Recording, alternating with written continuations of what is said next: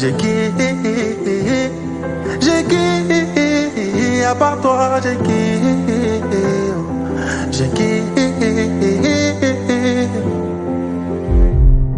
Seigneur, je ne veux que toi dans ma vie. Jésus, j'ai besoin de toi dans ma vie. Oh. Je ne pouvais imaginer que tout le monde pouvait m'abandonner. Ceux qui sont là ne me comprennent pas.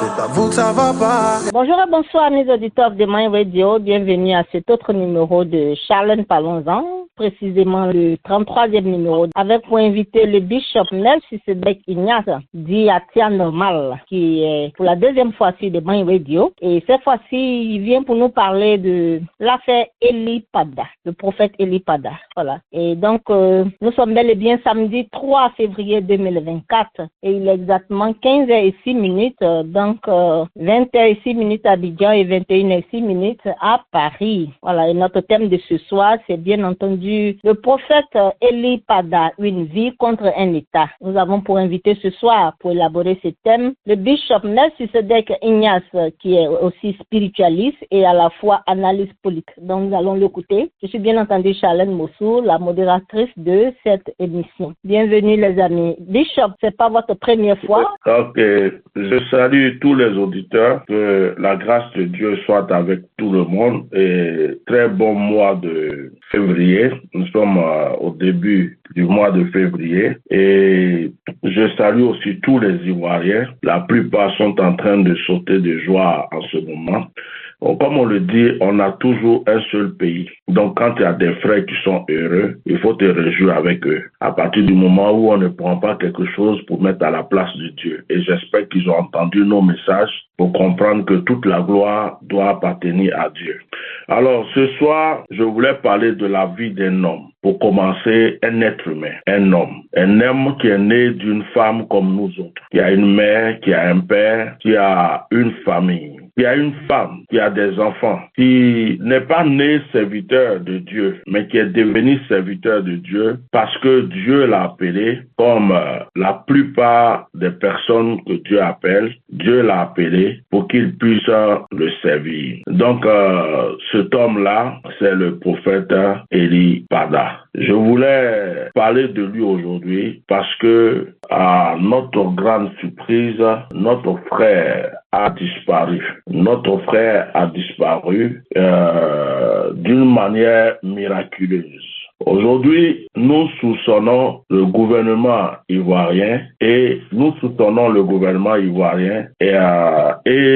c'est lourd ce que je dis pour certaines personnes, mais je dirai pourquoi, je les expliquerai pourquoi. Et nous soupçonnons le gouvernement ivoirien et un groupe, du moins, de religieux qui sont devenus une mafia dans l'église de Jésus-Christ en Côte d'Ivoire. On a vu plusieurs fois des hommes de Dieu être arrêtés, être jetés en prison parce qu'ils ont dit ceci, parce qu'ils ont annoncé ceci ou cela. Et malheureusement, le prophète Eli Pada, malheureusement pour lui, mais heureusement pour les enfants de Dieu, le prophète Eli Pada a donné des révélations et des prophéties que les gens n'avaient pas envie d'entendre. Les gens n'avaient pas envie d'entendre et les gens le guettaient depuis fort longtemps. Moi-même, avant sa disparition, j'ai fait trois vidéos pour le prévenir. J'ai même demandé à ce qu'il m'appelle. Il m'a appelé un jour par humilité. Et il m'a écouté. Je lui avais même recommandé de quitter un peu ce pays pendant un moment parce que sa vie était en danger et que j'avais reçu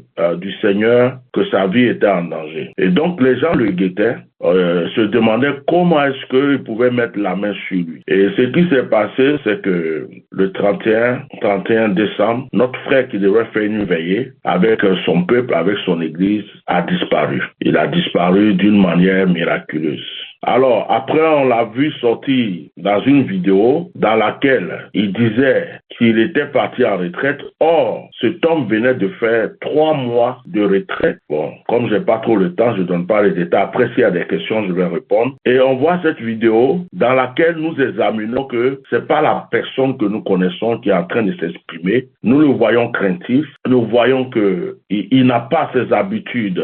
C'est pas la même personne. Alors, Alors, nous convenons qu'il était sous menace dans un lieu inconnu et que des gens l'obligeaient à dire certaines choses pour pouvoir se laver les mains. Donc, c'est dans ce combat que je suis parce que avant que cet événement n'arrive, Dieu m'avait déjà donné la possibilité de me connecter avec lui pour le prévenir. Et quand c'est arrivé, j'ai eu vraiment un fardeau au cœur. J'ai eu vraiment une douleur dans l'âme et je ne peux pas laisser la vie d'un être humain, de surcroît un serviteur de Dieu, être en danger de la sorte sans m'exprimer. Donc, comme je n'ai pas vraiment trop le temps, j'ai fait un peu ce petit résumé, mais au fil de l'émission, si vous avez des questions, je pourrais vous répondre. Ça fait exactement un mois, 3 jours que ce frère a disparu.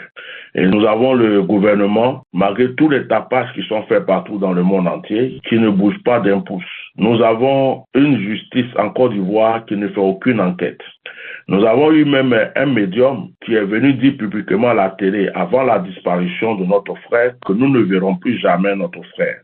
Et ce monsieur avait même déjà fait une émission où il interpellait notre frère à venir le voir. Sinon, il serait en danger. Et comme par hasard, le frère disparaît. Nous n'étions même pas encore au courant. Ce médium est allé s'asseoir à la télé pour dire à tout le monde qu'on ne verrait plus jamais notre frère. Mais aucune enquête n'est faite. Ce monsieur n'est pas interrogé. La justice, le procureur, tous ceux qui devraient faire quoi que ce soit en Côte d'Ivoire ont les bras cassés. Sa famille, son église, ses proches ne peuvent rien faire parce que avant cet événement, certains avaient déjà été en garde à vue parce que apparemment on envoyait des convocations, ils n'étaient pas là. Certains étaient en garde à vue. On a pris leur téléphone, on a fouillé dans leur téléphone pour prendre tous les numéros qui étaient dans leur téléphone et on a mis leur téléphone sur écoute. Ils ont reçu même des menaces. Donc, par crainte, par peur, ils n'osent même pas s'exprimer. Ils ne sont que dans la prière. C'est nous autres qui sommes à l'extérieur qui menons ce combat-là pour la vie d'un être humain, pour la vie d'un serviteur de Dieu. Donc, c'est ce que je peux dire en introduction. Avec les questions, je saurai comment expliquer les choses. Voilà. Ok, merci bien, Bishop.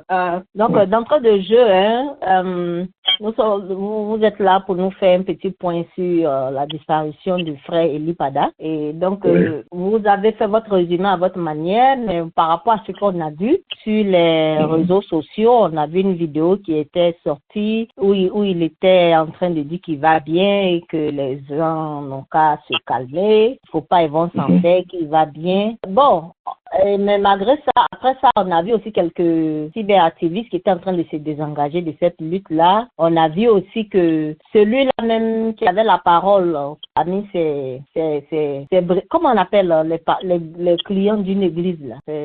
Parmi les... c'est fidèle.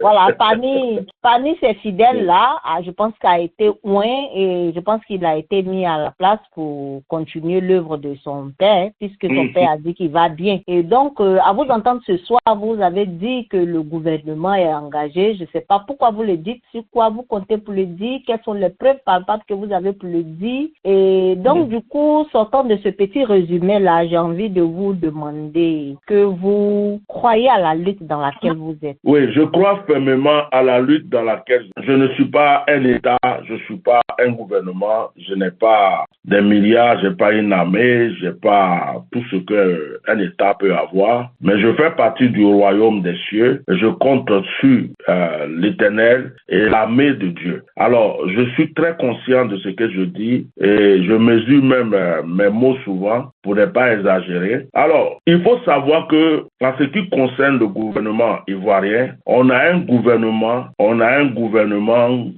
quel est le mot même que je vais sortir pour ne pas être trop truc, c'est-à-dire que c'est un gouvernement dictateur, mais une dictature qui est faite dans l'hypocrisie. Voilà, une dictature qui est faite dans l'hypocrisie pour ne pas se faire voir. C'est un peu comme la souris qui mord la nuit quelqu'un et dans un bidonville, dans un endroit et qui souffle là-dedans pour ne pas que la personne sache. C'est comme quelqu'un qui va hypnotiser quelqu'un pour aller faire du mal à une autre personne et puis lui il est caché derrière.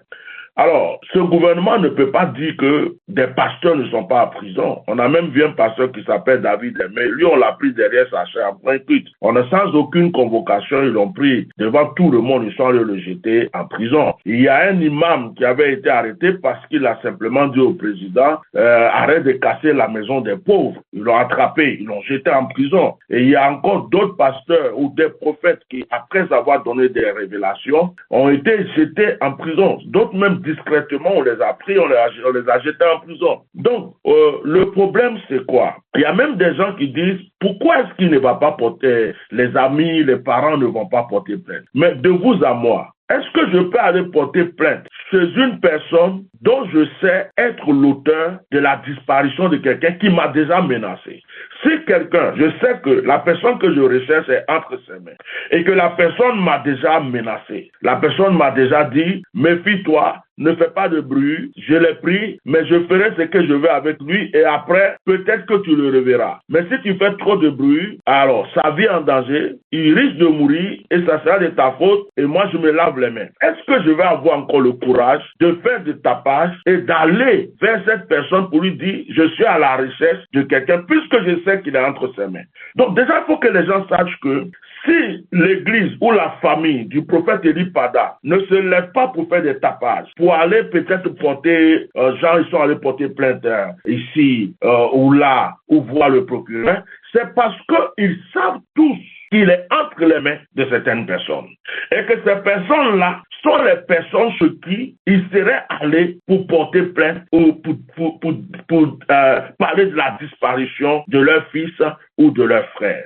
Donc, dans ces conditions-là, ils préfèrent rester dans le cadre et en douceur, chercher peut-être des solutions, interpeller des gens pour aller demander pardon par-ci, pardon par-là. C'est ce qui est fait dans les coulisses. C'est ce qui est fait dans les coulisses. On ne peut pas dire que les parents, la famille ou les gens qui le connaissent, qui l'aiment, qui sont dans le pays ne font rien. Ils font des choses. Il y a même des hommes de Dieu qui font des choses, mais ça ne se voit pas. Donc, ce que je veux dire, Eli Pada est sorti. D'accord, on dit qu'il est sorti.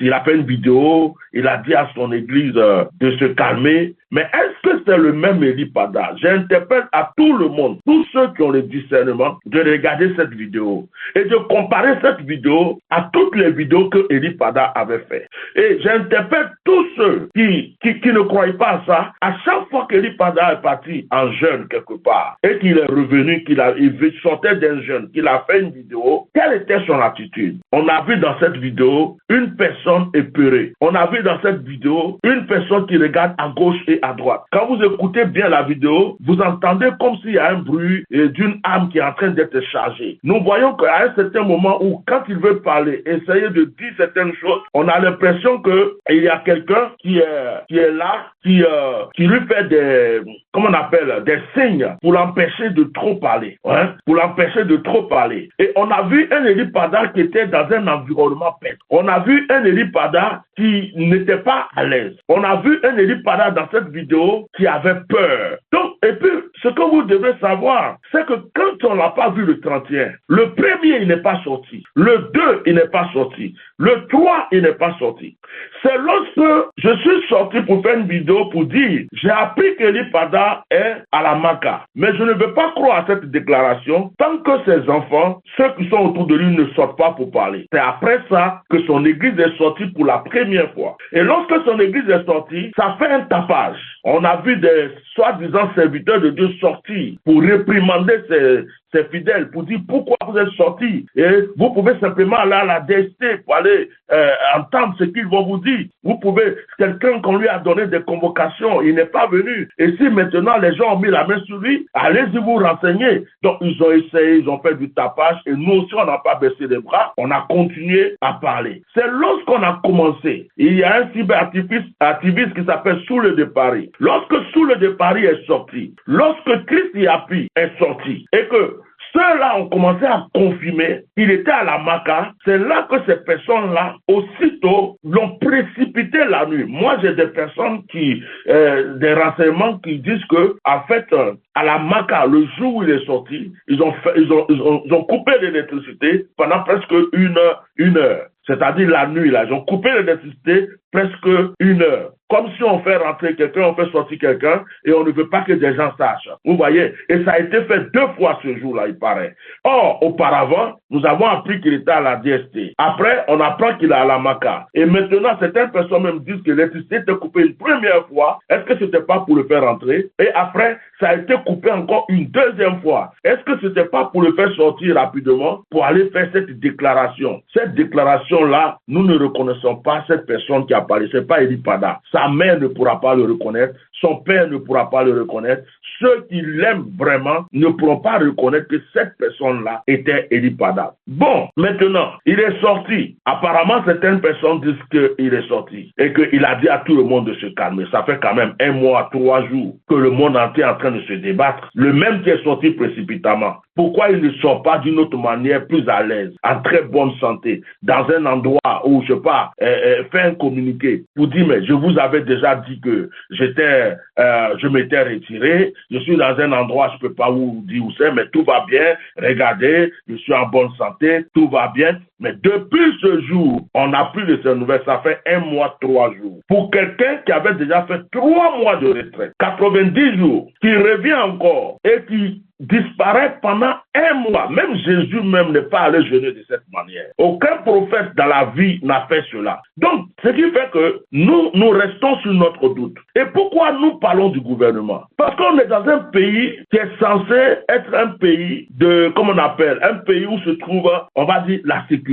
Un pays qui a tout. Il y a des caméras partout. Le service de renseignement en Côte d'Ivoire, c'est un service de renseignement très terrible. Comment est-ce qu'une personne aussi populaire peut disparaître de ce pays avec tout le tapage qui est fait et qui ne font rien? Pourquoi la justice n'a pas commencé à interroger les gens? Même, on pouvait même soupçonner certaines personnes proches de lui et puis commencer à faire des enquêtes auprès d'eux. Mais rien n'est fait. Rien n'est fait. Donc, on ne peut pas s'asseoir pour dire que le gouvernement n'a rien à voir là-dedans. On ne peut pas dire que le gouvernement n'est pas complice et ne sait pas ce qui se passe parce que nous savons l'histoire. Nous savons qu'il a donné une prophétie où il avait dit que Soro Diom allait rentrer en Côte d'Ivoire.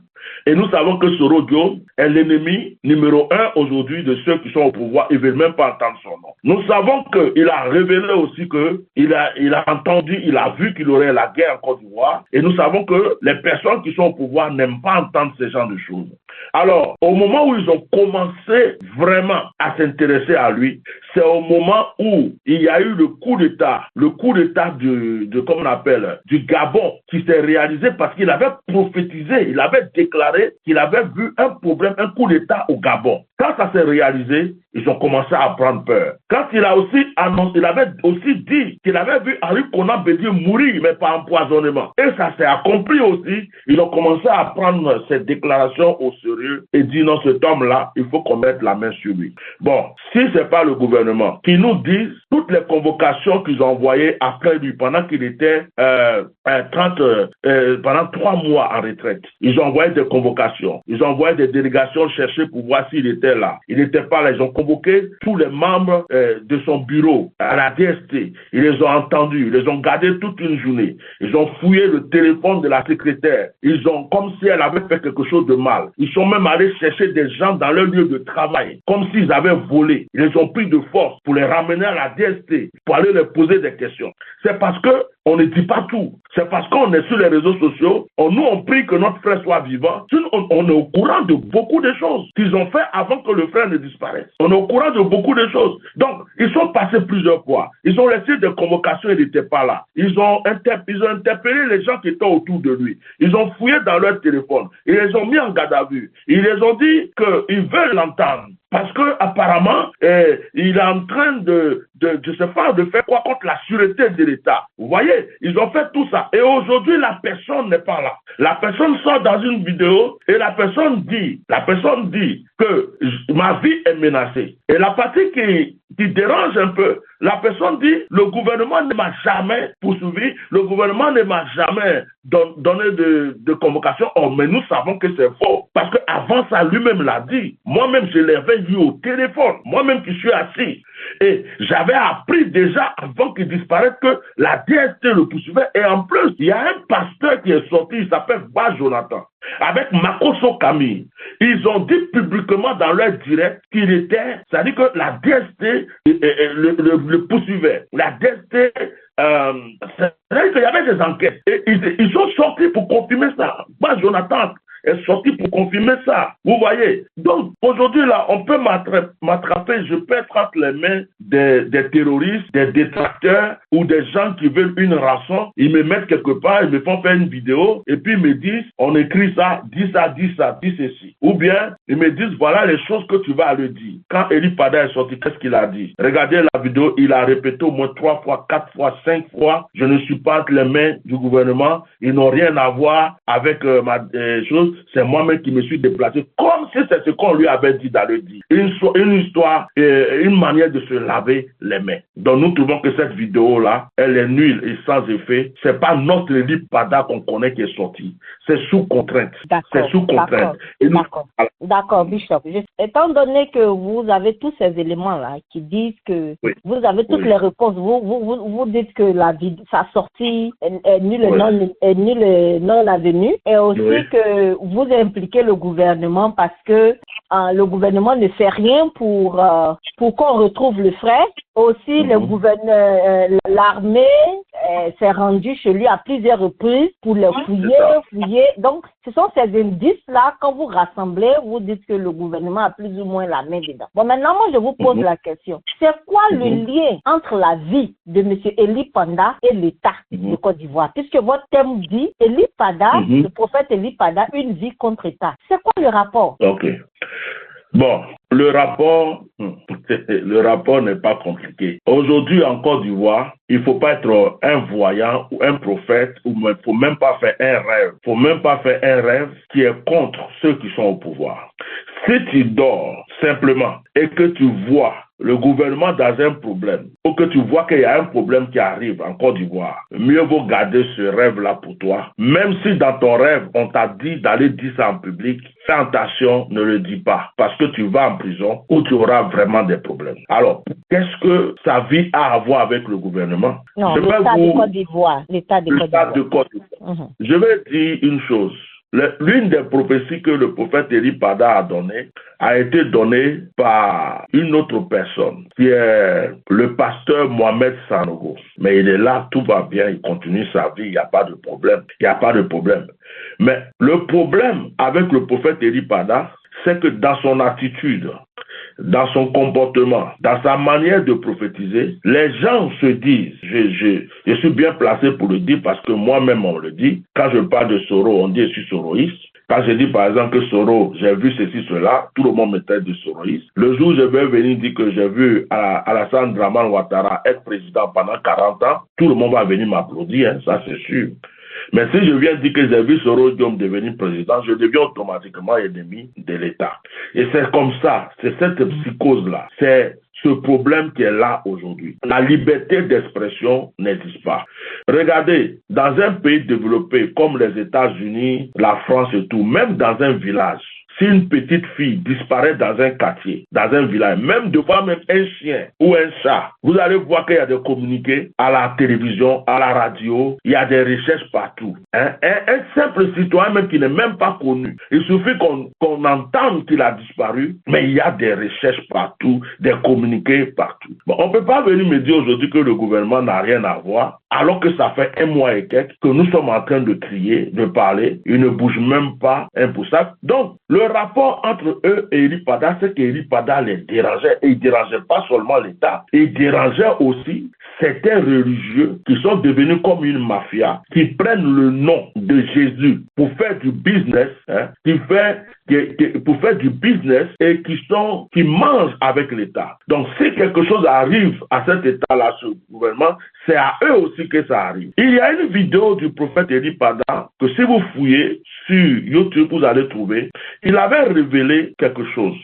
Il avait révélé qu'il a eu la visite du président de la République d'une manière divine quand il était sur une montagne en train de jeûner. Il a dit le chef de cette nation. Et spirituellement, quand il regarde la vidéo, il dit que spirituellement, il s'est battu avec cet homme. Vous suivez un peu vous comprenez un peu comment le problème est dangereux. C'est-à-dire que spirituellement, Eli Pada a déclaré qu'il s'est affronté avec le chef de cet État parce que ses prières et ses déclarations dérangeaient. Donc, cette vidéo est encore là sur YouTube. Bon, quelqu'un, si c'est peut-être un sorcier, un mystique, qui est venu déjà m'affronter spirituellement, peut-être qu'il peut sortir de son corps, il peut faire des incantations, et puis, spirituellement, je me suis déjà affronté avec lui parce qu'il a voulu venir me fermer la bouche. Spirituellement, il n'a pas pu. Mais ce qu'il peut faire physiquement, avec son pouvoir, il va le faire. La vidéo est encore là. Et cette vidéo-là est un témoignage pour dire que cette personne d'Eli Pada les dérangeait. Vous savez, il y a prophète et puis prophète. Il y a pasteur et puis pasteur. C'est pas tous ceux qui ont le nom de pasteur ou de prophète qui sont. Il y a des gens, leur prière peut déranger un village, une ville, un pays tout entier. Moi qui vous parle, j'avais déménagé dans une ville, mais j'étais détesté par le maire de la ville. J'étais détesté par le préfet. J'étais détesté par les habitants. Et quand je priais, je me suis rendu compte que toutes ces personnes étaient dans la franc-maçonnerie. Jusqu'à ce que je suis sorti dans le journal officiel de la ville. Ils ont marqué comme titre « Le pasteur mystérieux » parce que je les dérangeais. Pourtant, il y avait des églises là-bas déjà. Il y avait des pasteurs là-bas. Mais lorsque je suis arrivé, ma manière de prier et les choses qui se passaient, je faisais des délivrances. Il y avait des choses très extraordinaires, des guérisons. Et ils enviaient aussi la salle que j'avais parce que j'étais en plein centre-ville. Et les gens commençaient à parler. Eh bien, si vous savez combien de fois j'ai lutté contre ces personnes, le combat était tellement rude que j'ai perdu deux enfants dans ce combat. Parce que quand ils ne peuvent pas t'attaquer, ils attaquent les personnes faibles qui sont autour de toi. Et malheureusement, dans ce moment-là, ma femme était enceinte. Et 2 grossesses successives se sont mal passées. Pour vous dire que quand une personne, je me lève aujourd'hui, je vais te voir, ma soeur Charlène, et puis je te dis, oh, cette nuit-là, j'ai vu notre papa en rêve. Il s'est battu avec moi et il voulait me tuer. Il m'a défendu de faire ceci ou cela, mais il n'a pas gagné. Je l'ai tapé tellement fort. Et c'est après ça qu'on a appris que papa était malade. Si je te dis ça, est-ce que tu vas pas savoir tout ce que notre papa là en veut à ma vie? C'est ce qui s'est passé. Et dans la vidéo d'Eli Pada, il a même bien précisé que c'était juste après cette action spirituelle-là où ils sont venus l'attaquer et qu'il s'est défendu que la personne est tombée, qu'on a appris juste le lendemain que le chef d'État était malade et qu'il s'est rendu, je ne sais pas où, pour aller se faire soigner. Il avait pris un coup sur le plan spirituel. Bon, je peux être bien placé aujourd'hui pour dire qu'il y a Eli Pada un problème parce que ce n'est pas tous les pasteurs, tous les prophètes qui prient en Côte d'Ivoire qui dérangent. Hein. La plupart sont actuellement dans des maquis, dans des bars, dans des boîtes de nuit. D'autres même là sont en alliance avec des péticheurs, des mystiques. D'autres aussi sont dans la franc-maçonnerie déjà. D'autres mangent avec le gouvernement, donc ils font ce qu'on leur dit. Mais quand une personne est différente et que la personne est en train de faire quelque chose qui dérange, surtout que ces personnes veulent rester au pouvoir. Et quelqu'un vient aujourd'hui pour prier. Et la personne vient révéler que Dieu m'a montré que vous ne serez plus là. Dieu m'a montré que vous allez mourir. Dieu m'a montré que il s'énerve, il se dit, mais celui-là, on dirait qu'il veut notre paix. À partir de ce moment, cette personne devient leur ennemi numéro 1. Sinon, il y avait beaucoup de prophètes il y a beaucoup de prophètes en Côte d'Ivoire. Pourquoi la DST n'envoie pas de convocations ou ceci? C'est parce que la vie de prière et la position spirituelle d'Eli Pada les dérangeaient. Moi qui vous parle, je dérange, c'est pareil. Okay. En faisant cette émission, j'ai mis mon Facebook, je l'ai allumé. D'habitude, je suis à des centaines de vues. Mais je vous apprends une chose parce que vous ne voyez pas actuellement le direct. Dès qu'on a commencé à parler, mon direct s'est bloqué. Et quand le direct s'est bloqué, il y avait déjà plus de presque 100 vues. Quand le direct s'est bloqué, on est retombé à 41 vues. Ça veut dire quoi? Depuis que j'annonce que je vais parler aujourd'hui, ils se sont préparés avec des gens, des cyberactivistes, des gens pour dire empêchez-le de parler. Parce que ma bouche fait peur. Et quand ta bouche fait peur, quand tu arrives à voir des choses qui se réalisent, ces personnes-là sont toujours là pour... Donc, ils sont sur cette émission actuellement. Ils sont en train d'écouter pour savoir qu'est-ce que je vais dire. Ils ont voulu même supprimer le direct. Ils n'ont pas pu. L'émission continue toujours. Le direct est là, même si les vues ont baissé. Mais ça ça continue. Mais ils sont là, ils entendent, ils écoutent. Voilà. D'accord, Bishop. Merci bien pour cette explication vraiment très explicite. Hein. L'autre question que je voulais vous demander, oui. Parce que la question serait un peu indiscrète. Parce que je vous ai suivi un peu quand cette histoire de l'IPADA a commencé. Je me souviens qu'on n'était pas sûr qu'il était enlevé, mais qu'il n'a pas pu venir à son programme du 31 décembre. Je me souviens avoir vu l'une de vos vidéos où vous étiez en train de vous exprimer et vous disiez que vous étiez en train de plus ou moins vous adresser aux membres de son église. Et vous étiez en train de dire dans votre direct que lui ne va pas utiliser sa bouche pour dire qu'il ne va pas venir. Il va vous dire de venir, mais lui, c'est ce qu'il fait, qu'après, il était dans un coin, mais après, il va réapparaître parce qu'il sait qu'on le guette, donc il ne va pas venir là-bas et puis ils vont l'attraper pour partir. Je me souviens que vous avez fait un direct comme ça et vous avez dit ça. Est-ce que vous êtes d'accord avec moi? D'abord, avant que je ne continue, pour ne pas que je raconte n'importe quoi. Non, je suis d'accord. Je me rappelle très bien. D'accord. Et donc, c'est après, c'est-à-dire vous avez dit beaucoup de choses dans ce direct-là. Et du coup, la sortie de l'IPADA a ressemblé un peu à tout ce que vous avez dit dans votre direct-là. Je me suis dit, mais attends, est-ce que le bishop sait que lui-même il tourne, il écrit les films pour déposer et puis les gens tournent ça pour lui? Parce que la façon dont l'IPADA est sorti en train de parler là, quand il est en retraite, c'est vrai, il devait venir, mais c'est qu'il n'a pas pu venir. Tout ça, vous avez dit dans votre direct, comme si vous étiez en train de consoler ses enfants, les enfants de son église. Et quand ils sortent, ce sont les mêmes choses qu'il dit. Je suis en train de me demander là maintenant, la question que je vais vous poser. Est-ce que c'est pas parce que, quand vous sortez et puis vous dites beaucoup de choses, les gens ils puissent dedans et puis ils tournent le film et puis ils donnent dans la population et puis les gens écoutent. Parce que par moment, on essaie de te noyer dans ta propre eau. Donc, du coup, moi, je me suis dit, mais attends, est-ce que le prophète, est-ce que le bishop n'a pas parlé un peu trop vite et fort? C'est la question que je me suis posée. Est-ce que vous ne pensez pas que souvent, vous-même, vous prêtez le flanc aussi? C'est la question que je me suis posée.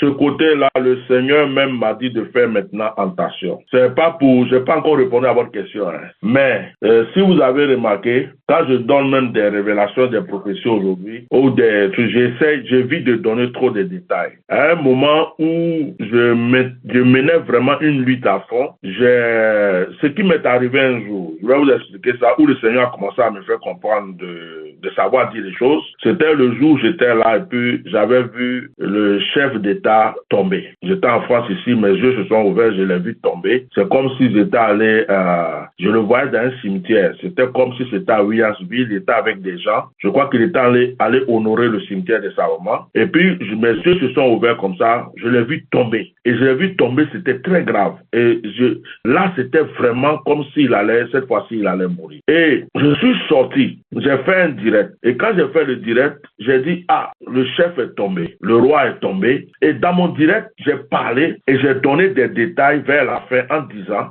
s'il se répand et s'il libère quelques prisonniers, le Seigneur pourra le pardonner. C'est ça le danger entre le danger concernant quelqu'un qui a les yeux ouverts et une bouche autorisée. Et quand j'ai dit ça, ceux qui me suivaient, parce que avant ça, j'avais vu l'empoisonnement du colonel Ouattao, c'est arrivé. Après, j'ai vu la mort de Gon Coulibaly, c'est arrivé. Et donc, les gens ont commencé à s'intéresser donc à mes paroles. Et ce qui s'est passé, c'est que apparemment, quand j'ai dit ça, ils sont allés automatiquement faire, parce que j'ai dit s'ils se répandent, faire des libations. Ils sont allés faire des sacrifices énormes. Il paraît qu'ils ont tué des bœufs, ils ont fait des sacrifices. Et dans le même moment, on a appris qu'il a libéré quelques prisonniers. Et après, on a appris que le roi, le chef allait bien, tout se passait bien. Même certaines personnes sont venues dire, mais tu es un faux prophète, tu as dit qu'il va mourir, il est encore là. Tu as dit que ceci. Or, les gens ont fait quelque chose pour pouvoir rattraper. Bon, je fais une parenthèse. Dans ces conditions-là, c'est moi qui l'ai sauvé. Dans ces conditions-là, c'est moi qui l'ai sauvé. Les gens devraient venir même me remercier pour dire, vraiment, si tu n'avais pas dit cette partie-là, je crois qu'il ne sera plus là. C'est après que je commençais à comprendre que, en parlant, souvent, on donne des détails et des réponses aux gens sans se rendre compte. J'ai appelé même un jeune prophète tout dernièrement, je lui ai dit de faire attention. Il ne faut pas préciser tout ce que tu dis parce que les gens sont là, ils voient. Mais le problème, c'est que quand on veut prouver qu'on est un vrai prophète, des fois, on donne des détails très exacts. Parce que si ça s'accomplit, ceux qui nous ont écoutés diront effectivement, il avait dit ça, il avait dit ça, il avait dit ça. Mais le problème, c'est qu'il y a des gens, lorsque tu dis ça, ils vont contrecaler la chose parce que spirituellement, on peut changer beaucoup de choses et puis trouver nos solutions. Donc, la question que vous me posez concernant cette vidéo, c'est vrai. Mais cette vidéo-là, c'était pas une révélation en fait. C'était pas comme j'avais déjà fait deux vidéos. J'avais déjà fait deux vidéos pour lui dire que sa vie était en danger. Je l'avais déjà vu. Je l'avais déjà du moins appelé. On s'est déjà parlé. Et comme par hasard, je vois une vidéo qui dit que le prophète Eli Pada sera là le 31. Et en même temps, on a vécu 3 mois sans le voir. Tout le monde se posait des questions où il était. Et c'est venu dans mon esprit comme ça que cet enfant devrait être, c'est comme si même j'étais en train de lui donner, sincèrement, c'est comme si j'étais en train de lui donner un message codé. C'est comme si j'étais en train de lui donner un message codé pour lui dire, petit frère, si tu es malin, ne fais pas cette veillée-là. Cherche-toi, va quelque part. Et puis laisse tes enfants faire. Pourquoi? Parce que je me dis, si je suis en danger, j'ai une veillée à faire. Si je dis aux gens, je ne viens pas à la veillée, les gens ne vont plus venir. Donc, si je dis aux gens, je serai là, venez à la veillée, je serai là. Ceux qui veulent vraiment venir me voir vont venir. Donc, j'ai pensé à la chose, j'ai dit, bon, c'est le seul moyen de réussir sa veillée. Je dis aux gens, je serai là, venez, il n'y a pas de souci.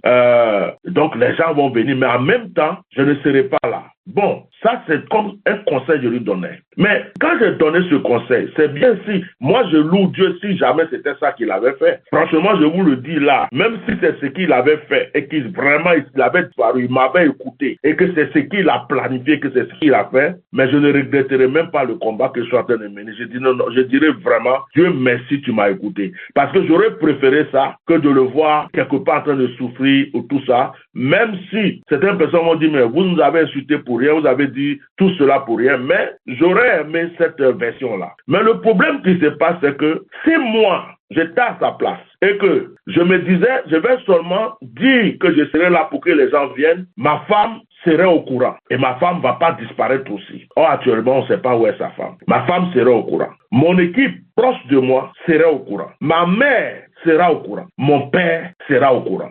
Ceux qui m'aiment, en qui j'ai confiance, j'ai des enfants spirituels aux États-Unis, j'ai des enfants spirituels un peu partout dans le monde entier. Quand je fais cela, la plupart, j'ai leur numéro, j'envoie un message à plusieurs dans certains groupes pour leur dire, ne vous inquiétez pas, votre papa est en sécurité, je suis dans tel endroit. J'aurais même pu appeler une ou deux personnes en vidéo pour leur dire, je suis là. Même après le 31, pendant le culte, le premier culte qu'ils sont en train de faire, je les appelle en vidéo pour leur dire, tout va bien, je suis là. Donc, mon équipe serait rassurée. Mais écoutez, les enfants d'Eli Pada, quand on a commencé à faire des tapages, sont sortis 3 jours après. Ils disent, on ne sait pas où est notre papa. Il devait être là le 31. On l'a pas vu. Ça veut dire qu'il n'a pas prévenu son équipe. Ça veut dire que son équipe s'attendait à cette veillée. Moi, j'ai reçu des versions où jusqu'à 21h, il était en contact et en communication avec son équipe. Et le pasteur, son adjoint, devait prêcher jusqu'à 20 minutes. C'est au moment où lui, il devait venir prêcher. À un moment, le téléphone ne passait plus. Le téléphone ne passait plus. Ils étaient en communication avec lui. Ils n'ont pas vu un numéro étranger. C'est le numéro qu'il avait, qu'il voyait. Et il était en communication pour dire, j'arrive, je m'appelle, j'arrive. Et d'un coup, il disparaît. Ses enfants sortent, on ne le voit pas. La maman même qui a mis son enfant au monde, certainement actuellement en train de pleurer là-bas, elle n'a aucune nouvelle de son fils. Un fils ne va pas laisser souffrir sa maman comme ça pendant des mois et des mois. Si sa maman meurt de crise cardiaque ou de quoi que ce soit derrière, c'est lui qui a tué sa mère. Il aurait trouvé une solution, même acheter une carte téléphonique, une puce, ou bien prendre le téléphone de quelqu'un, un inconnu. Mais prends même une puce, quand il finit, jette la puce pour dire, maman, je suis là, je suis en bonne santé, je ne peux pas te dire dans quel endroit je suis, mais sois tranquille, aie la paix du cœur. Le problème qui se passe, si c'était ce scénario que Eli Pada avait eu, mais quand même, il y a beaucoup de gens autour, il a des enfants, sa femme venait d'accoucher, il a d'autres enfants qui sont là, il a une équipe, il a même des enfants aux États-Unis, il a des parents en Europe, et puis nous tous qui sommes en train de parler là, s'il était dans un pays quand même, il me voit en train de crier du matin, midi, soir, mon mon numéro est sur, comment on appelle ça, ma page, tout le monde connaît mon numéro. Il pouvait même m'appeler. Il pouvait même m'appeler pour dire, Bishop, vraiment, merci pour le combat que tu mènes, parce que vraiment, tu viens de prouver certainement que tu m'aimes, mais je ne peux pas te dire précisément où je suis, mais regarde, c'est moi. Je suis là. Donc, réconforte les gens et tout. Il m'aurait rendu ce service, mais on n'entend pas parler la personne. D'accord. Donc, Bishop, je suis en train de me rendre. La question que j'ai envie de vous poser maintenant, c'est de que votre lutte, c'est de montrer aux uns et aux autres que Eli Pada a été enlevé, qu'il ne devait pas croire à cette vidéo qui est sortie où il a parlé. Là. Donc, ça, c'est l'un de vos objectifs. Que les gens continuent de croire que Eli Pada a été enlevé ou bien a été kidnappé. Ça, c'est le premier objectif. Et le deuxième objectif, dans cette lutte-là, vous voulez montrer que sa disparition-là est au haut niveau de l'État. C'est ça? Et que c'est pas juste un kidnapping de deux petits bandits, mais c'est un peu plus haut que ça. Et qu'il y a l'implication de certaines autorités ou bien du gouvernement qui implique cette disparition. C'est ça un peu votre lutte. Et aussi, là maintenant, j'ai envie de vous demander. On a vu ici le cas de Peter 007. Je fais partie de ceux-là qui croyaient qui croyaient que oui, effectivement, Peter 007 est décédé. Moi, j'ai cru à ça quand on a dit qu'il est mort. Mais après, on a vu, ils ont libéré finalement Peter. Ils ont même envoyé ses parents au Canada, en Europe. Je veux dire que quand on regarde ce que Peter a subi ou bien Peter a vécu, et puis finalement il est sorti, est-ce que le cas d'Eli Pada ne va pas venir aussi, parce qu'on peut comprendre, parce que c'est ce que vous expliquez là, c'est des soupçons, des révélations personnelles à vous. Et bon, quand vous les mettez à la place publique, ça dépend de qui veut croire, qui ne veut pas croire. Mais avec le cas de Peter 007, on a envie de dire que c'est ce qu'ils font. Et après, ils vont les consoler, ils vont consoler même peut-être et sa femme et sa famille pour encore mettre plus de discrédit sur votre vie. On va entendre même que peut-être sa femme allait au Canada, aussi, ou bien elle est venue aux États-Unis, toute la famille a reloqué ici. Quand il dit reloqué, ils sont venus s'installer ici. Et puis Eli Pada lui-même, peut-être, je vais dire que, est-ce que aussi, toute cette lutte, que c'est pas du pessimisme que je prêche, hein, mais je me mets dans la chaussure de ceux qui vous regardent de loin et qui vous taclent. Est-ce que tout ce que vous êtes en train de faire là ne va pas davantage mettre du discrédit sur vos dires quand on regarde ce qu'ils ont fait avec Peter 007 dans le cas d'Eli Pada? Non, impossible. Pourquoi? Parce que, vous voyez, au Gabon, il y a un jeune prophète qui a été mis en prison dans les mêmes conditions, mais lui, on savait qu'il avait arrêté. Et je ne sais même pas pourquoi, parce que cette affaire, je n'ai pas suivi, mais il a été mis en prison. Et comme vous le dites, quand ce jeune prophète est sorti, on a remarqué que ses prophéties ne sont plus pareilles. Il a changé. Il est devenu comme quelqu'un à qui on a donné une ligne de conduite. Il parle plus comme avant. Il ne révèle plus comme avant. Il s'est assagi. Il est devenu, d'après les gens, il s'est assagi. Il est devenu une autre personne. On le reconnaît pas. Et spirituellement aussi, on se rend compte que l'onction qu'il avait, la puissance qu'il avait, c'est comme si ça diminuait ou si on lui a enlevé ça. Ce jeune prophète du Gabon, je n'ai pas son nom, Emmanuel Dioma. Quelqu'un m'a écrit ça tout à l'heure. Il n'est plus la même personne. Alors, quand vous parlez de Peter 007, Peter 007 a été arrêté pas parce qu'il était simplement un cyberactiviste. Peter 007 était soupçonné d'être avec Sorodium. Donc, quand ils ont mis la main sur Peter 007, à mon avis, c'était pour le questionner, c'était pour tout. Au début, ils ont dû peut-être le chicoter un peu, faire ce qu'il fallait, mais quelqu'un qui est en danger, il a dû leur dire, écoutez, au lieu de me faire du mal, c'est mieux que je vous donne des topos, c'est mieux que je vous explique ce que j'ai à vous dire, et puis je serai votre allié. Bon, le cas de Peter 007, on savait qu'il avait été arrêté. C'est ce que je veux que tout le monde comprenne dans mon combat, en fait.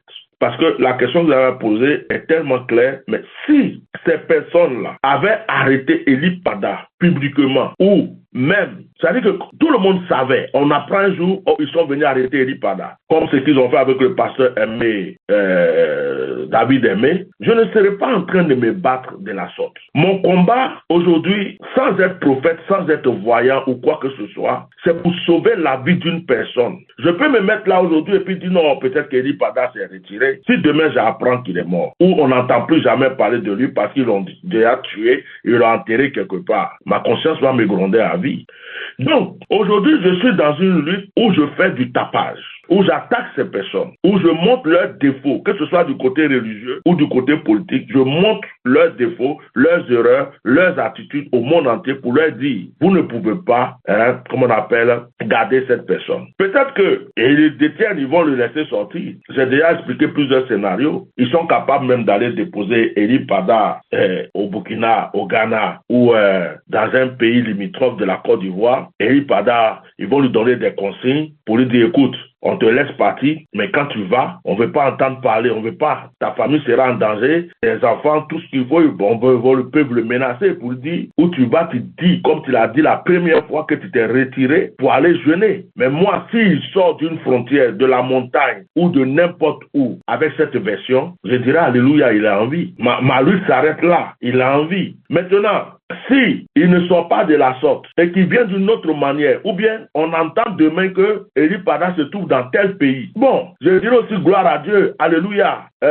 Mais tout est possible. Peter 007, quelqu'un qui a été en prison, qui a perdu presque tout ce qu'il avait, sa femme était naturelle, d'un coup, il se retrouve ici, on l'amène là, sa maman, ses parents, il ferme sa bouche. Est-ce que quand vous voyez Peter 007, vous le reconnaissez aujourd'hui? Ça ressemble à quelqu'un à qui on a fermé la bouche. Maintenant, si Ely Pada demain sort de nulle part, d'un endroit quelconque, et qu'on ne l'entend plus parler, et que ce n'est plus le même Ely Pada qu'on connaissait, là, c'est lui-même Ely Pada qui va maintenant affronter ce problème avec son public, avec le peuple qui le suivait, avec les gens qui ont cru en lui. Ça ne me concerne plus. Je ne serai jamais son avocat à vie. Mais pour le moment, je suis en train de lutter pour la vie d'une personne. Et écoutez, les enfants d'Ely Pada, son peuple là, regardez, il y a une chose que vous devez comprendre. Quand Ely Pada est sorti pour dire que tout va bien, il allait en retraite, ils sont ressortis dans leur église pour dire que leur papa va bien, que tout le monde se tranquillise. Du coup, les autres cyberactivistes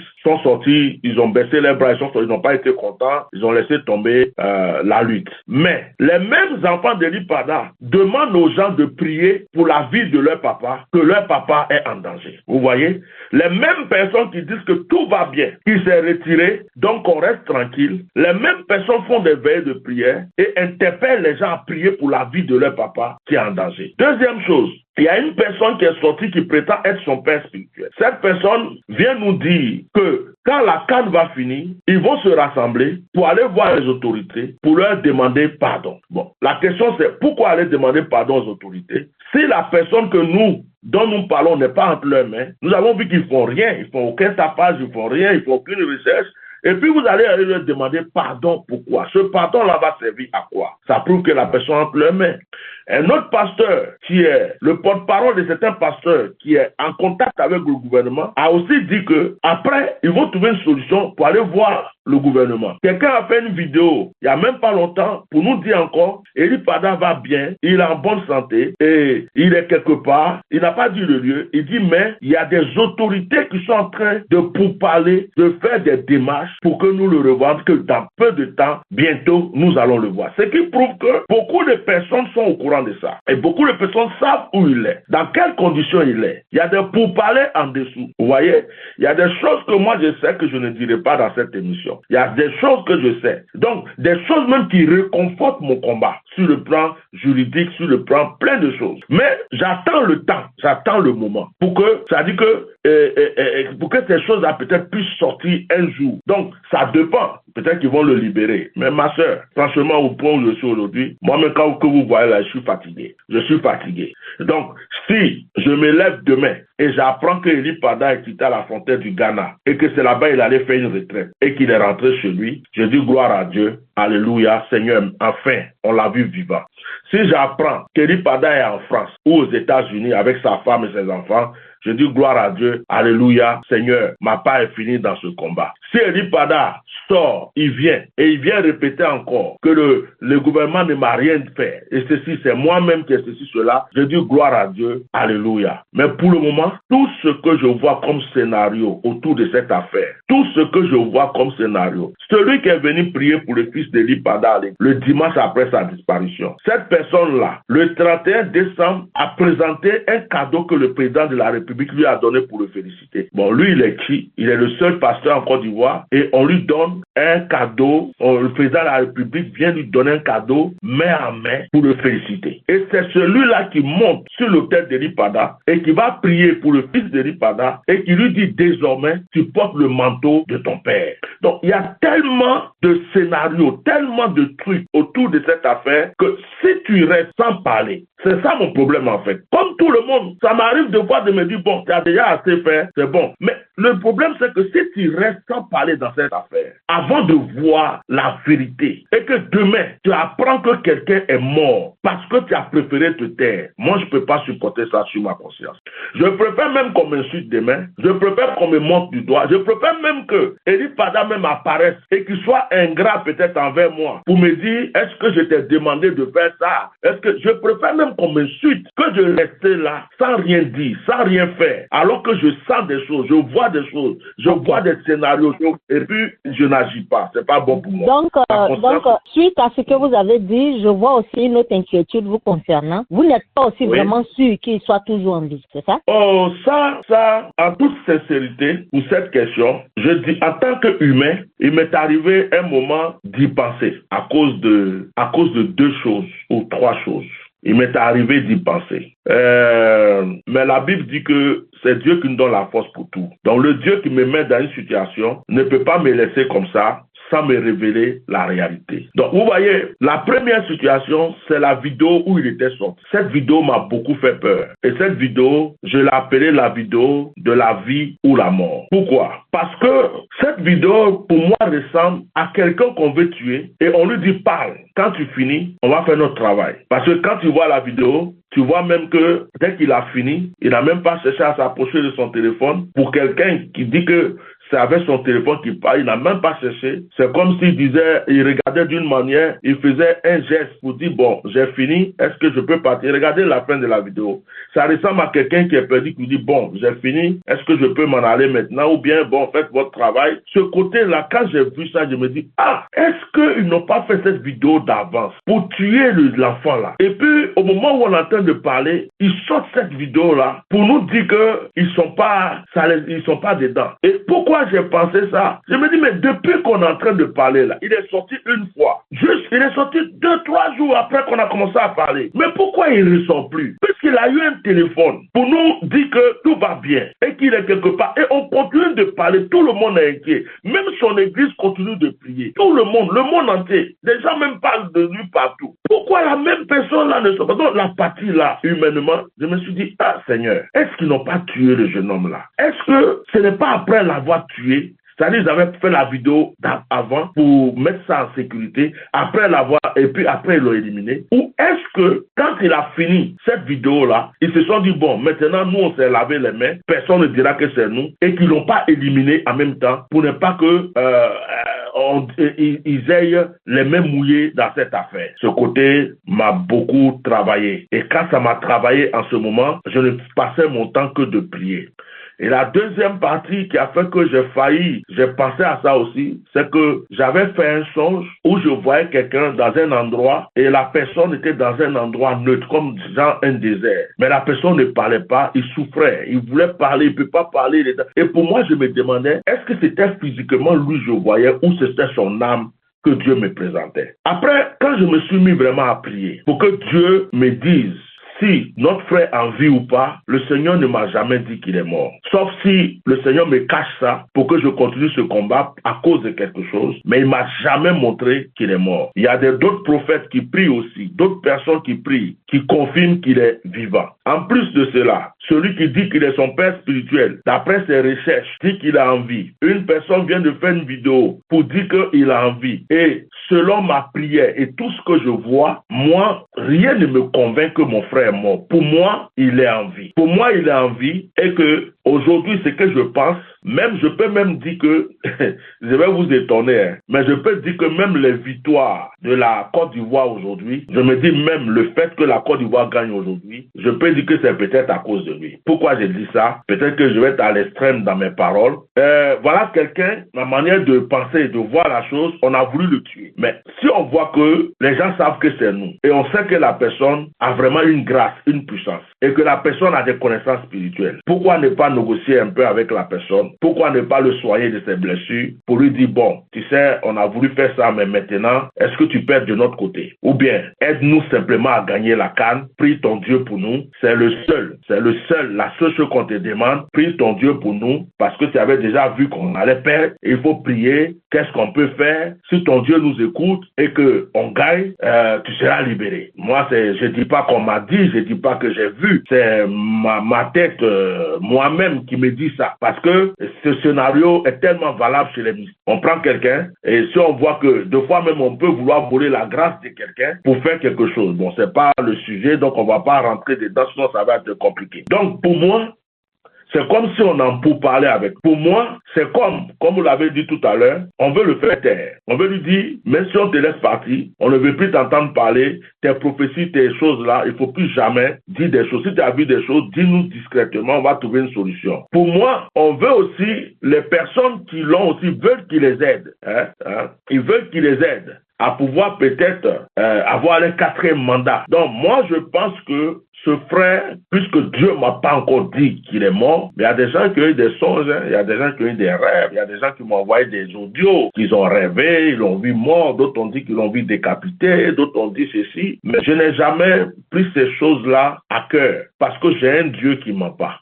Et si ce Dieu-là me révèle, me convainc que notre frère n'est plus en vie, je le dirai. Et je pense que ce n'est pas possible. Il n'est pas mort. Voilà. Donc, je ne sais pas si j'ai répondu tous à cette question. Oui, vous avez répondu. Oui. Voilà. Bishop, vous avez répondu. Ok, Bishop, je vais vous poser la dernière question et après votre réponse, vous êtes libre de donner votre mot de fin et c'est fini pour ce soir. Donc, étant donné que, parce que dans votre développement, vous avez répondu à vos préoccupations vous-même, mais au même moment, vous les déposez quand même sur la table. Donc, je suis en train de me demander ici, bon, si Bishop déjà sait, c'est-à-dire au plus profond de lui, il sait que Eli Pada peut être encore vivant. Ça, c'est une possibilité dans son esprit. Si Bishop sait aussi également que le gouvernement a la main dedans, mais le gouvernement veut utiliser Eli Pada à leur profit. Et que aussi, si Bishop sait qu'il a atteint son objectif en nous faisant comprendre que le monsieur a été arrêté, il a été enlevé, il a été kidnappé, mais il n'est pas en retraite de façon volontaire bien personnelle. Bon, au même moment, Bishop nous a donné toutes les réponses. Donc,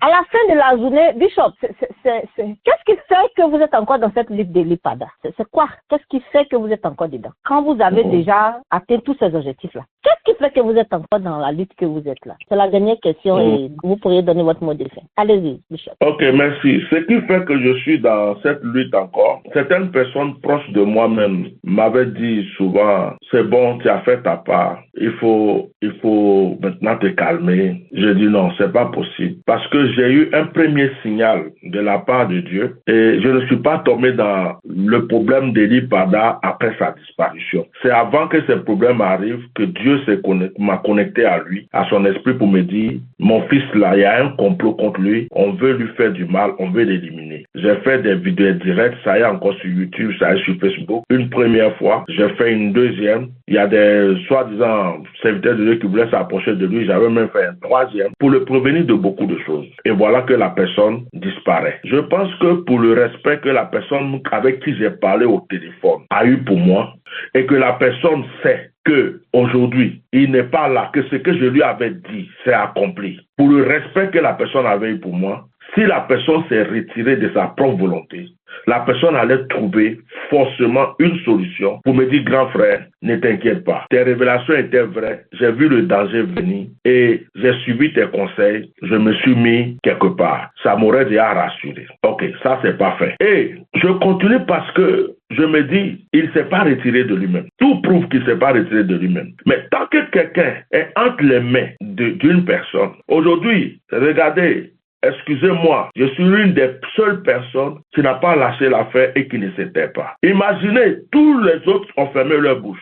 Si moi aussi je m'étais, si moi aussi, qui avait déjà vu au début que sa vie était menacée, qui avait déjà vu au début qu'il y avait un complot sur lui, si je m'étais, c'est que l'histoire est close. Ça veut dire que ce que les gens avaient voulu faire, qu'on est venu dénoncer, ce que les gens avaient voulu faire, pour lequel on a crié, puisqu'ils ne nous entendent plus parler, pour eux, c'est bon, on peut faire ce qu'on peut maintenant, il n'y a plus personne qui parle, et tous ont cru qu'il s'est retiré, donc on fait ce qu'on a fait. Donc, moi je me dis, tant que je ne le vois pas, même que je le voie blessé, je le voie amaigri, je le voie couché, je le voie dans n'importe quelle, comment on appelle, position, tant que mes yeux ne voient pas ce monsieur, avec sa femme, ses enfants, sa famille, autour de voir les gens qui le connaissent dire il est là. Pour moi, mon combat n'est pas fait parce que en général, je n'aime pas faire des choses à moitié. Quand je fais quelque chose, je vais jusqu'au bout. Quand je te dis je t'aime là, c'est que je t'aime. Le jour que je t'aime plus, je vais te dire je t'aime plus. C'est-à-dire que quand je te dis, même quand j'étais encore enfant ou pas, si je te dis, toi là, le jour que je te vois, je vais te frapper, ou bien on va se battre, que ça fasse 1 an, 2 ans, 3 ans, le jour que je te vois, je m'approche de toi et puis je te demande, est-ce que tu te rappelles que je t'avais dit telle chose?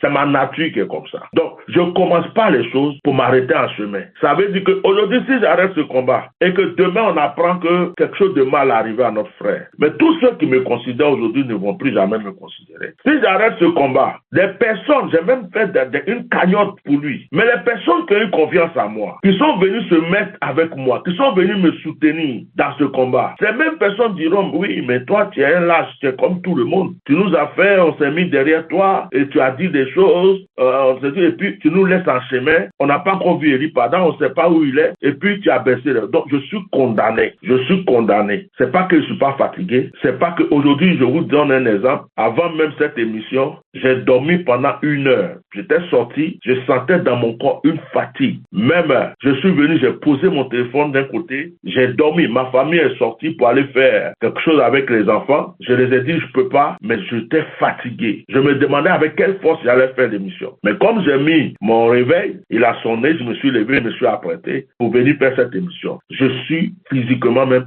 fatigué. Et puis, j'aurais voulu passer à autre chose, mais je me sens condamné. Je me sens condamné. Et puis, il y a une chose que je ne vous ai pas dit, que je n'ai jamais dit en public, parce que les gens, quand ils disent des choses, ils peuvent mal le traduire. Ils peuvent mal le traduire. J'avais fait un songe, je vais le dire aujourd'hui aux gens, j'avais fait un songe, où dans le songe, je voyais une femme pleurer. Et puis, la femme me dit, aujourd'hui, tu es la seule personne sur qui je compte pour la vie de mon fils. Si toi, tu me laisses tomber, c'est que tu m'as tué. Vous comprenez un peu? Si j'analyse ça, ça veut dire qu'il y a quelqu'un ou des personnes quelque part, je suis devenu leur espoir aujourd'hui. Il y a des gens peut-être qui sont quelque part qui se disent, Seigneur, merci que cet homme-là, tu as mis ce fardeau sur lui. C'est-à-dire qu'aujourd'hui, je me tais, peut-être que je vais tuer sa femme de chagrin, je vais tuer peut-être sa mère de chagrin, je vais tuer peut-être son père de chagrin. Des personnes peut-être qui sont quelque part, qui n'osent pas et qui ne peuvent pas parler. Parce que, comme on l'a dit, tout le monde sur le coup, ils ont tous peur. Mais qui sont là-bas et puis qui se disent, Seigneur, donne la force à ce monsieur. C'est grâce à lui qu'on va voir notre fils vivant. Et moi, je laisse tomber parce que je suis fatigué. Donc, pour moi, c'est un fardeau. C'est un fardeau et puis c'est un risque que j'ai pris aussi. J'ai mon propre combat. J'ai ma propre lutte. Aujourd'hui, il y a des gens qui ne m'aiment pas parce que j'ai défendu à un certain moment le président Gbagbo Laurent, à un certain moment Maman Simone Gbagbo, Blé Goudé, et puis j'ai aussi défendu et je défends encore le président Soro Guillaume. Certaines personnes me voient souvent, ils m'appellent Soroïste alors que je ne fais pas la politique. Et donc, à cause de ma manière de voir les choses, de dire les choses, de dénoncer les choses, je ne suis pas aimé aussi par beaucoup de personnes. Donc, j'ai mon propre combat, ma propre lutte. et je viens de prendre la lutte d'une autre personne pour déposer sur moi. C'est pas facile à porter. Il y a des gens qui vont me juger. D'autres vont dire que oh, c'est pour avoir des vues. D'autres vont dire oh, c'est pour se faire connaître. D'autres vont dire oh, lui là, il veut profiter de la situation. Mais le Dieu que je sais, seul sait quelle souffrance je vis dans ce combat et quelle force il me donne pour le mener. Donc, ma réponse finale, c'est que je vais dire à tous ceux, je vais donner cette réponse de deux manières. Je vais la donner de deux manières puisque les gens ont deux pensées. La première, c'est, je m'adresse à Eli Pada lui-même. Si tu es quelque part et qu'effectivement, certaines personnes qui croient que tu t'es retiré toi-même, d'autres même disent que, celui même qui est venu dit que le gouvernement ne l'a pas attrapé. Pourquoi vous êtes en train de parler et que tu es réellement quelque part? Sache que il y a des hommes de Dieu comme moi qui sont en train de risquer leur ministère, leur réputation, leur vie. Tu as des enfants spirituels aussi. Tu as ton église, tu as ta maman, tu as ton papa, tu as beaucoup de personnes qui t'aiment, qui auraient aimé que tu leur dises encore que tout va bien pour qu'ils puissent passer à autre chose, c'est-à-dire te voir. Mais tant que nous, on ne peut pas te voir dans cette position, c'est comme si tu nous as condamnés dans un combat. On va continuer. Et le deuxième volet de ce que je vais dire, c'est si, je dis bien si, je fais exprès pour dire si, pas parce que je n'ai pas la conviction, pour dire aux détracteurs, Eli Pada a dit, ma vie est en danger. Et Eli Pada, sa vie était déjà en danger depuis des années. Mais Eli Pada était toujours dans son église. Eli Pada jeûnait, il revenait. Eli Pada faisait des retraites, il revenait. Il continuait ses lives, ses vidéos, ses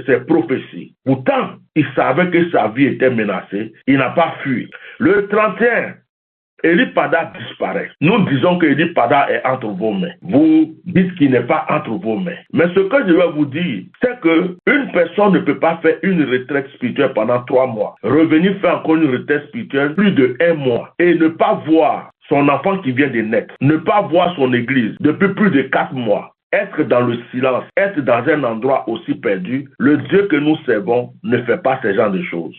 Parce que Dieu même nous recommande de nous attacher à notre famille. Même simplement le jeûne et la prière. Quand tu veux jeûner, un homme veut jeûner et que sa femme a besoin de lui et que sa femme lui dit non, vraiment, trouve un autre jour. Devant Dieu, si l'homme n'a pas jeûné parce qu'il veut satisfaire sa femme, Dieu ne va pas l'en vouloir. Parce que le couple a un pouvoir devant Dieu. Et la famille est la première église et la première religion devant Dieu. Donc, un homme de Dieu sensé ne peut pas se retirer pendant des mois et des mois, laisser sa famille, sa femme qui vient d'accoucher, ses enfants qui ne voient pas leur papa, ses parents qui ne voient pas leur fils. Il y a un Dieu dans le ciel qui lui a dit, qui vient de jeûner 3 mois, retire-toi encore, va te cacher pendant des mois encore et laisse parler le monde entier. Non, nous croyons qu'il est entre vos mains. Nous croyons qu'il vous a dérangé. Nous croyons que votre intention était de le tuer parce que je ne vais pas dire que vous l'avez tué. Je ne peux pas dire ça. Votre intention était de le tuer, de le faire taire à jamais. Maintenant que nous savons qu'il est entre vos mains, tout ce que nous vous demandons, c'est de libérer notre frère de n'importe quelle manière. Trouvez n'importe quel mensonge que vous voulez. Dites ce que vous voulez, qu'il est en retraite.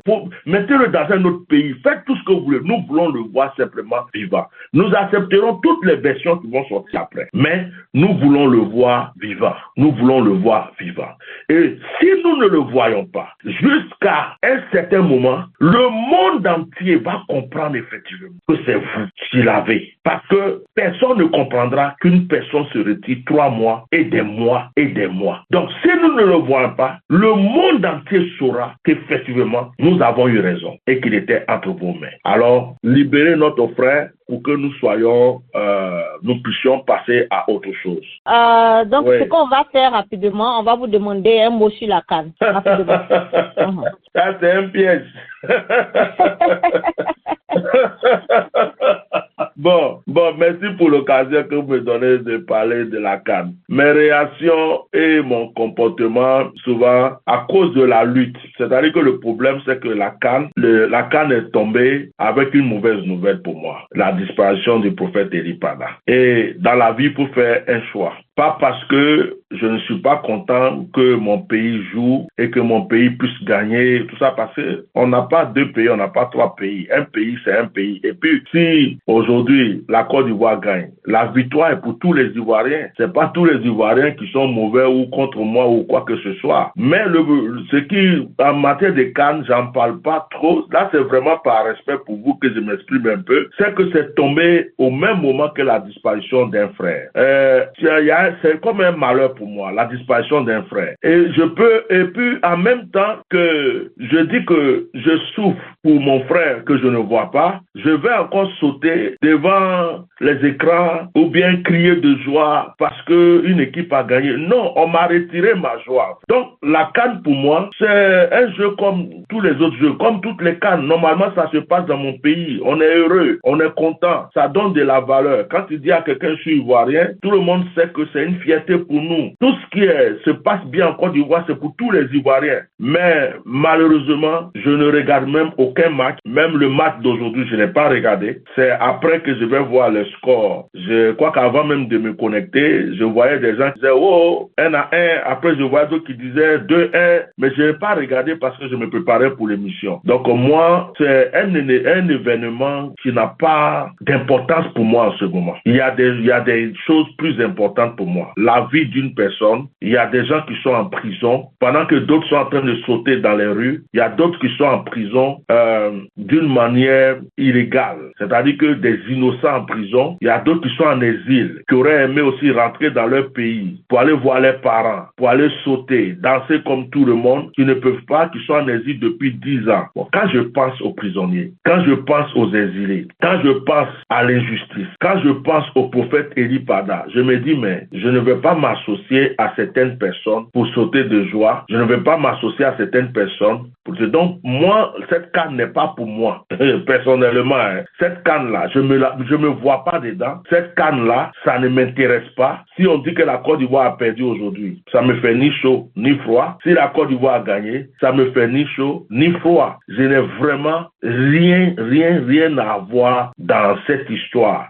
Moi, ce qui m'intéresse, c'est de voir mon frère sortir de prison. C'est de voir les pasteurs qui sont en prison être libérés. Des gens qui, parce qu'ils ont connu Soro Diom ou Babo Laurent, qui sont en prison bêtement, qu'on les libère. Que ceux qui sont en exil puissent rentrer chez eux. Et que si tous les Ivoiriens sont rassemblés, en train de vivre heureux, en train de faire la fête, tout va bien. Mais pourquoi il y a une partie qui va sauter de joie, se réjouir, et il y a une autre partie des Ivoiriens qui sont privés de leur pays, qui sont privés de leur joie, qui sont privés de justice, et ça, je ne peux pas, je ne suis pas hypocrite, je ne peux pas tout. Donc moi, je ne prie pas pour que la Côte d'Ivoire perde. Mais si elle perd, ça me fait ni chaud ni froid. Si elle gagne, ça me fait ni chaud ni froid. Il n'y a pas d'événement, voilà. D'accord. Merci bien, Bishop. Merci bien, Bishop. Il était important que je vous pose cette question puisque nous sommes en pleine CAN. C'est la toute dernière question que je pose très souvent à tous nos invités ici sur Demain Radio. Et votre réponse n'est pas différente de la plupart de ceux qui ont répondu.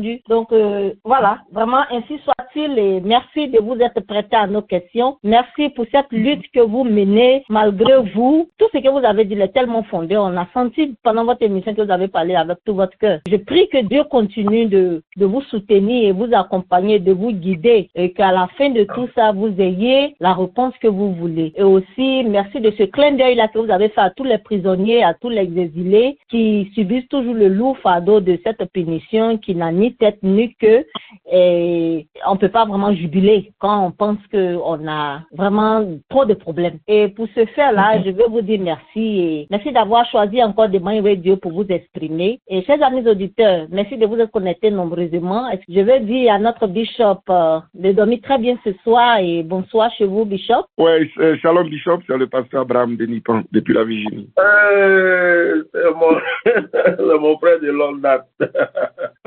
Shalom, oui, ça va? Merci beaucoup. Que Dieu te bénisse, toi et ta famille. Amen. C'est vraiment un honneur d'entendre ta voix. Je suis honoré de savoir que tu m'écoutes dans cette émission-là. Oui.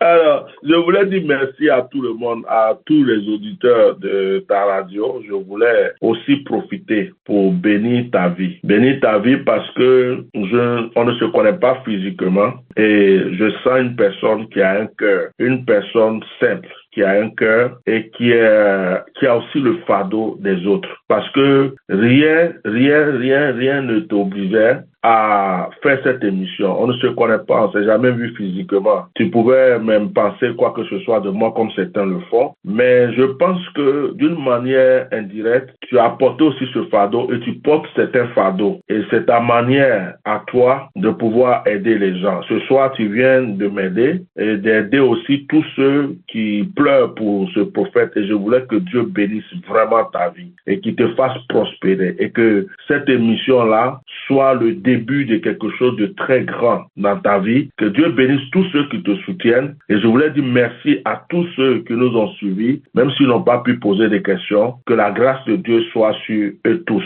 Voilà. Même ceux qui m'aiment pas, ceux qui ne me comprennent pas, sachez que moi, je vous aime. On ne peut pas être tous parfaits ou être aimés par tout le monde, mais que ma bénédiction se déverse sur chacun de vous. Voilà, dans le nom de Jésus. Amen. Merci beaucoup, ma sœur. Amen, amen, amen, amen. Ainsi soit-il. Chers amis, dormez tous très bien ce soir et bonsoir chez vous. Merci. Au revoir. Goodbye. J'ai